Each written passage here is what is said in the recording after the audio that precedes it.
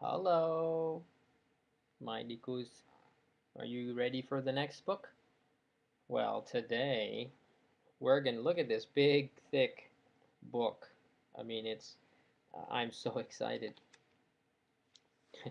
We're gonna start with the first story with this book, and of course, I know you're getting ready for bed, so Jae and I know you're drinking your nunu, and you probably have brushed, or you're gonna brush after I read this book. Okay? Okay, here we go. This first one is Cinderella.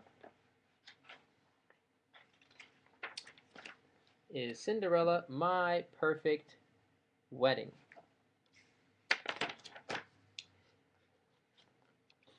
Why did I pick this one? I have no idea, because it's the first one.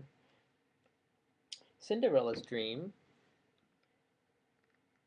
Cinderella's dreams were coming true at last. With the help of her mouse friends, she had managed to race down the stairs just in time to let the Grand Duke place the glass slipper on her foot. And let's not forget, that reminded me when I said foot, to tickle Grandma on her feet. Okay.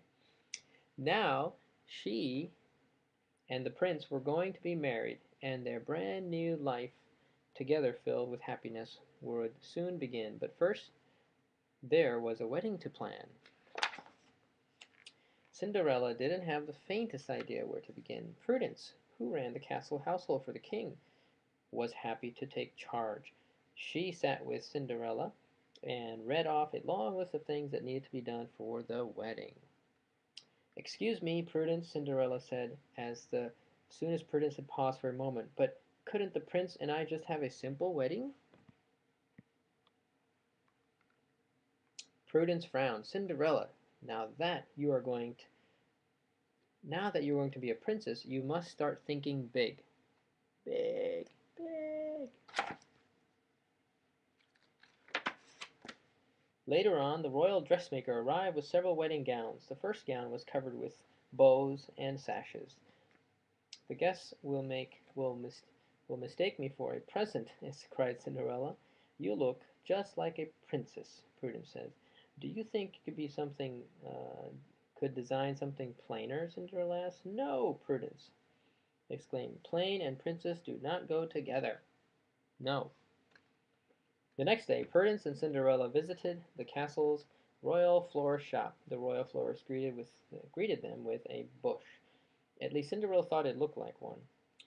"This is lovely," she said, "but do you have something a bit smaller?" "It's perfect," Prudence said. "You just have to know how to carry it," she said. She held the flowers out in front of her and was stung by a bee. "Oh no! Ouch!" This afternoon, the mice found Cinderella all by herself in the garden. "Where's Bossy Lady?" asked Gus. "Poor Prudence," replied Cinderella. "She got quite a nasty sting from the bee. The royal physician says she must stay in bed for the rest of the day. But what about the wedding plans?" "I'll just have to take care of them myself," Cinderella declared. "Now, what should I do first?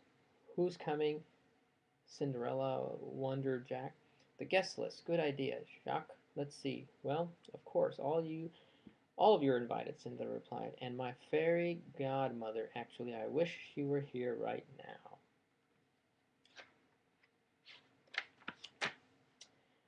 And almost as fast as Cinderella wished it, her fairy godmother appeared. After giving Cinderella a big hug, she said, "I just love weddings.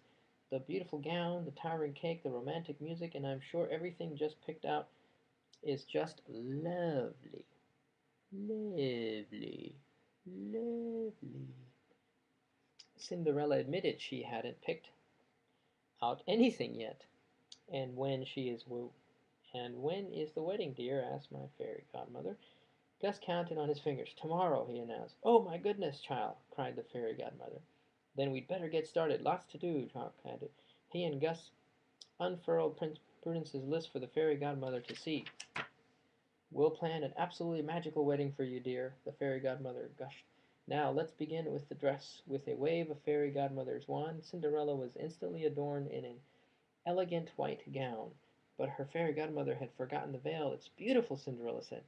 "But don't you think it needs? But the fairy godmother wasn't listening. She had, and we always listen with our ears. We listen to adults with our ears. That's right. But fairy godmother wasn't listening. She had already moved on to the next item. Invitation, she declared. In the blink of an eye, hundreds of lovely cards sat in the stacks around the room. Now we shall prepare the feast and make the cake. And fairy godmother announced, I want everything to be perfect. Cinderella changed back into her blue dress and followed the fairy godmother to the royal kitchen. Meanwhile, the mice stayed behind, picking up where the fairy godmother left off. Mary, Susie, and Perla lifted some scissors and cut a small piece of fabric from the long train of Cinderella's wedding gown. Then they threaded needles, pulled out a box of tiny pearls, and went to work on a veil. Invitations? Invitations, Jacques announced. Instantly, the mice lined up and each received an armload of cards to deliver throughout the kingdom, and they didn't get very far before their plans were spoiled by Pom Pom, the castle cat.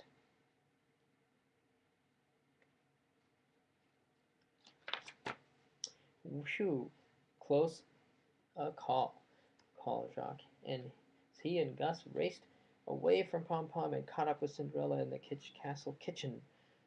And now for the best part, the fairy godmother announced. Cinderella watched as her fairy godmother squeezed her eyes shut in a concentration. Then, with one grand sweep of her wand, the fairy godmother created the biggest, fanciest cake Cinderella ever had seen.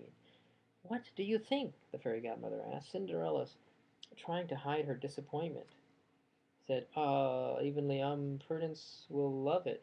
And speaking of Prudence, I really should go see how she's feeling. What a beautiful cake! Poor child, said Fairy Godmother after Cinderella had left. I think all these wedding plans are too much for her. Jacques and Gus tugged at her Fairy Godmother's sleeve. Cinderella likes smaller things, Jacques told her. Gus pointed proudly to himself. Like mice! All at once the Fairy Godmother understood. Later, the Cinderella's chamber, the Fairy Godmother took Cinderella's hand. I'm afraid I may have gotten a bit carried away, my dear. The Fairy Godmother, confused, confessed. I was confused. Confessed. Now tell me, child, what would the wedding of your dreams be like? After listening to Cinderella, the Fairy Godmother began to perform her magic. With a wave of her wand, the hundreds of tiny pearls the mice were stitching into Cinderella's veil were sewn into place, and then she sent invitations out the windows to their destinations. Now let's cut that cake down to size, Fairy Godmother said, with a twinkle in her eye. But before the two departed from the kitchen, Cinderella stopped and looked tenderly at the kind-hearted mice. Thank you, my little friends, she said gratefully. The next day, Cinderella looked lovely in her simple white gown, veil, and gloves. In her hand she carried a small bouquet of garden flowers that the mice had gathered for her. But just as the king was about to escort her down the aisle, Cinderella looked down and gave a little cry of surprise. The fairy godmother followed the bride's gaze. Good heavens, child, she exclaimed. You can't get married in your bare feet, she waved. Her wand and two glass slippers peeked out from beneath Cinderella's gown. After the ceremony, the prince and Cinderella shared a joyous celebration with their guests. It was the most wonderful wedding anyone in the kingdom could ever remember. Even Prudence was pleased. However did you manage all of this? The prince asked her new princess and bride. Cinderella smiled and said, with friends by your side, anything is possible. The end. Now, let's get ready for brush, if we haven't brushed already, and give everyone a kiss, and good night, and Jessamna. Have a good night in your beds, in your big girl beds. I love you, Jessamna.